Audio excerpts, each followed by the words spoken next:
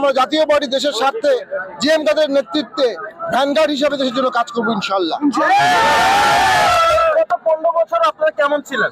আমরা অবশ্যই 15 বছর কিছু নির্বাচনে অংশগ্রহণ করেছি, সকল দলই অংশগ্রহণ করেছে। আমরা মনে করি আমরা এই পর্যন্ত 8 বার নির্বাচনে অংশগ্রহণ করেছি। নির্বাচনে অংশগ্রহণ করা কোনো ফৌজদারি অপরাধ না।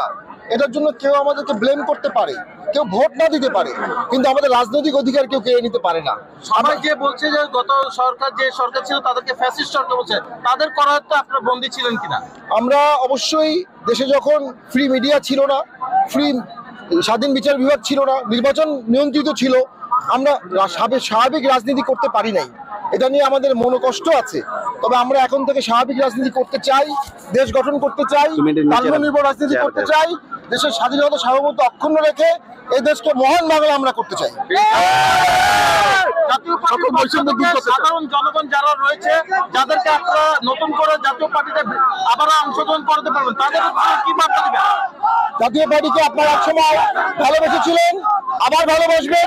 জাতীয় পার্টি 9 বছর ক্ষমতায় ছিল, ইনশাল্লাহ আপনাদের ভালোবাসা জাতীয় পার্টি ক্ষমতায় এসে আপনাদের সেবা করবে।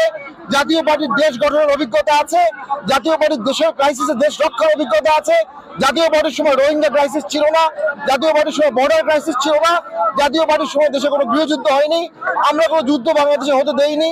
ইনশাল্লাহ আমরা এই দেশকে বাঁচাবো, সকলের সহযোগিতা আমরা চাই, আমরাও সকলকে সহযোগিতা করতে চাই। পাশাপাশি 24-এর এই মহান আন্দোলনে যারা মারা গেছে তাদের প্রতি আমরা শ্রদ্ধা জানাচ্ছি।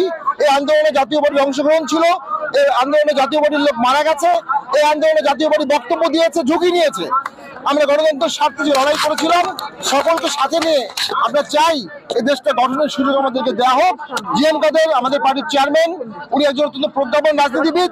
ওনার কাছে দেশ গঠনের রিফর্ম এজেন্ডা আছে, ওনার অভিজ্ঞতা আছে, ওনার সততা আছে, ওনার পাবলিক পারসেপশন আছে, মানুষ ওনাকে ভালোবাসে।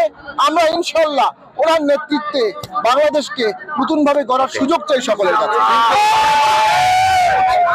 জাতীয় পার্টি আওয়ামী লীগের দোষর, এই বিষয়ে আপনারা কি বলবেন? জাতীয় পার্টির দোষর, দেশের জনগণের দোষর, জাতীয় পার্টি অন্য কোনো দলের দোষর না। নিজস্ব রাজনীতি করে। আমরা এখন উদাহরণ টানলে গত 16 বছর প্রায় 16 বছরের উদাহরণ দিয়ে আমরা কথা বলছি। গত 16 বছরের জাতীয় দিবস আর আজকের জাতীয় দিবসের মধ্যে আপনি পার্থক্য দেখছেন? আমি মনে করি গত 16 বছরের জাতীয় দিবসে অনেক বেশি আনন্দঘন থাকলেও আজকে যে মানুষের স্বতঃস্ফূর্ত ঢল, এটার মধ্যে মানুষের একটা মানসিক প্রশান্তি আছে, স্বতঃস্ফূর্ততা আছে, প্রাণবন্ততা আছে। আমি মনে করি এই বাংলাদেশ কখনো পিছিয়ে যাবে না, এই বাংলাদেশ সামনে শুধু আগাবে, আরো আগাবে।